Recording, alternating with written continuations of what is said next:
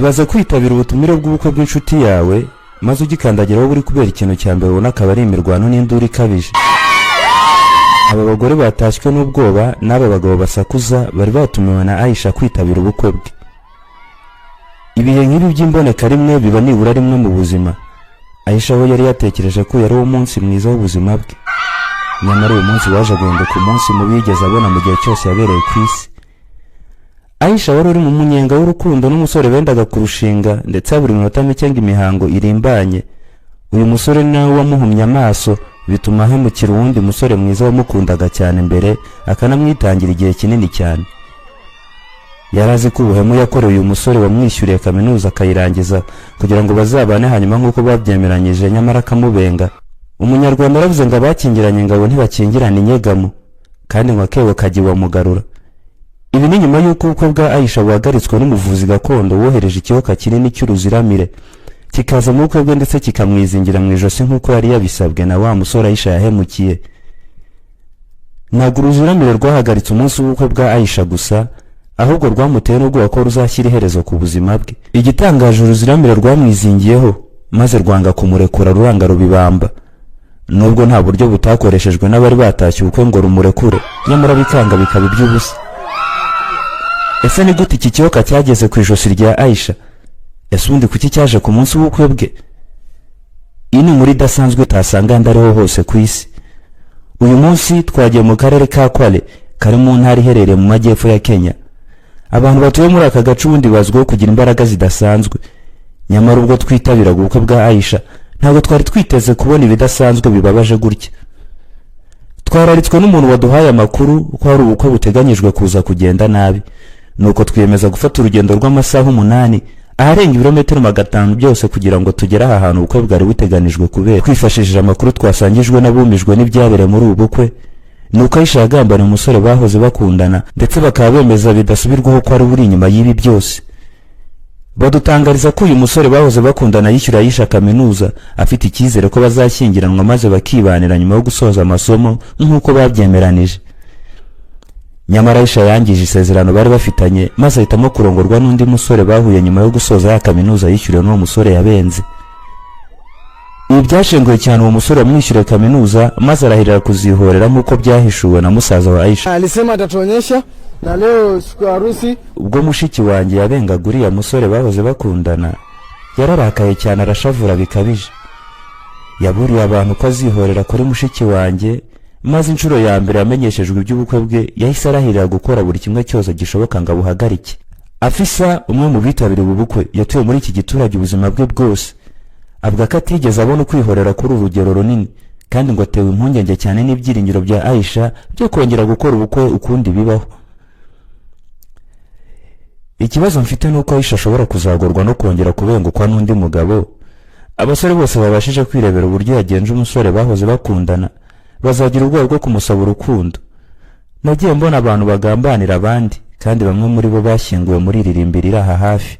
Iminota mike mbere yuko dushyika aha hantu, umugabo wa Aisha Isa yabwiwe ibyari biri kuba ku mugeni we, ahita yiruka shisha itabonaga naho byabereye. Mu kugera hano yakubiswe n'inkuba bitewe n'ibyo yabonaga, ahita agwa igihumure yitura hasi. Hadija, nyirasenge wa Aisha, akaba n'umwe mu bari bari gufasha bashyashyana ngo haboneke umutuzo, yaraye ko atigeze abona ibisa nk'ibyo yiboneye no munsi wa none. Natashye amakwe menshi bishoboka, mbona ibintu byinshi by'amayobera, ariko ndakora hasi ndabona ibisa nk'ibi mu buzima bwanjye. Ndabizi Aisha yabenze uwo bahoze bakundana, gusa uburyo yihoreye nta bumuntu burimo. Kubw'amahirwe Isa yagize atyaza kuzanza mu karabyuka, gusa yahise ahinduka nk'umusaza ako kanya, maze ibintu bihindira usura ubwo habaga urugamba rudasanzwe inshuti ze zihosha igikorwa yashakaga gukora cyo kwiyahura. Nyamara ku rundi ruhande, abagore bari batashye uko bari barimo bagerageza gushaka igisubizo, nuko biyemeza guhamagara wa musore wahoze akundana na Aisha mu buryo bwo kumusabira imbabazi. Umusore ku murongo wa telefone yatsembye yanga kuberurira, ababwira ko atari ufite uruhare mu biri kuberaho, gusa bahereza nimero z'umuvuzi gakondo bahishura ko ari we wenyine wagira icyo abikoraho. Uwo mwanya bahise bahamagara nimero wa musore yabahaye, telefone yitabwa n'umuvuzi gakondo bahise babwira ko ari gukora ibyo yasabwe, kabitahura byihuse cyane. Nyamara nubwo amatakira ngo yaba ababyeyi bahamagaye uyu muvuzi gakondo kuri telefone yari afite ishingiro, nk'ababyeyi batahiye abana babo ubukwe ibirori bikazamba. Uyu muvuzi gakondo yabagira inama y'icyo bakora maze amahoro agahinda. Haba ku ruhande rwa Aisha ubu bari barigiye gushakana ari we Isa n'umusore Aisha yahemukiye by'indengakamere, bose bababwira ibyo bazakora maze ibyago byabagwira uyu munsi bigahosha. Gusa nubwo ku murongo wa telefone twabashije kuvugana n'umuvuzi wa gakondo, umugabo n'umugore bafatikanije, byadutunguye ubwo uyu muryango w'abavuzi gakondo ufite ubushobozi bungana gutya twabasabaga gukoresha ururimi bari bateraniye aho bose bumva, gusa bakaduhakana ko bidashoboka kubera ko abakurambere babo babategetse gukoresha ururimi rwabo rwa gakondo rw'Ikinyarwanda. Nyamara ku bw'amahirwe mu bukwe habonetsemo nibura umuntu umwe rukumbi ubasha kumva urwo rurimi uwo muvuzi gakondo akoresha iyo avura. Bimwe mu by'uyu muvuzi gakondo yaburiye Aisha na Isa nuko batakongera kubonana ukundi kuva uyu munsi wa none, bitihise se umubano wabo ukazababyarira amazi nk'ibisusa. Uwo mukobwa ntazongere kwegera uwo musore yaragiye gushaka. Bagomba gutandukana, ntibazongere guhura ukundi. Nibaramuka batubahirije amabwiriza yanjye bazabihanirwa. Twe turiho ubundi kubera ko isi yuzuyemo abantu babi. Abantu bagomba kwirinda guhemukira bagenzi babo. Ntaguze imbaraga bahemukiye bashobora gukoresha bihimura. Amakuru dukesha bari batashye ubukwe bwa Aisha badutangarije ko uyu muryango w'abavuzi ba gakondo wamamaye ndetse k'icyo atari cyo gitangaza cya mbere gikomeye baba bakoreye muri iki gihugu. Nyamara nubwo umuryango w'abavuzi ba gakondo badusabye kuzongera kubavugisha tutari mu rusaku kugira ngo batubwire ibyimbitse, icyo twabashije kumenya mu byo babasha gukora nk'uko n'abaturage babihamiriza nuko uyu muryango w'abavuzi ba gakondo wabaye ikirangire cyane cyane muri East Africa hose, kubera ko aribo batanga imbaraga ku bavuzi ba gakondo bose aho baba bakagera muri aka karere duherereyemo no hanze yako. Nibo bahereza imbaraga n'ubushobozi budasanzwe abapasiteri n'abayobozi mu madini, abahanzi bashaka kwamamara, abacuruzi bakeneye kunguka cyane, ndetse n'undi ushaka gukomera mu mwuga uwo ari wo wose yihebeye akaba adatsimbura intambwe ngo ava aho agere kure.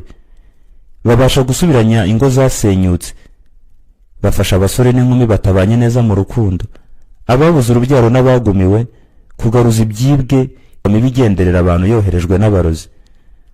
Uyu muvuzi gakondo yeruye aratubwira ku murongo wa telefone ko bigoye ko hari indwara ibaho batavura we n'umugabo we, ndetse ko nta kibazo n'iki na kimwe batakemura mu bushobozi bwabo. Nk'abanyamakuru tumaze kubona ububasha uyu muryango ufite bwo kuvura umuntu batanari kumwe, nyamara nubwo rubanda badutangarije ko abavuzi gakondo bamaze gukora ibitangaza muri iki gihugu, hari andi makuru twamenye yuko uyu muryango umaze kuba ubukombe ndetse ko atari mu gihugu cyabo ndetse no mu karere gusa bamaze gukora ibitangaza, ahubwo hirya no hino ku isi hose bakoze iby'ubwenge bwa muntu butatekerezaga ko bishoboka.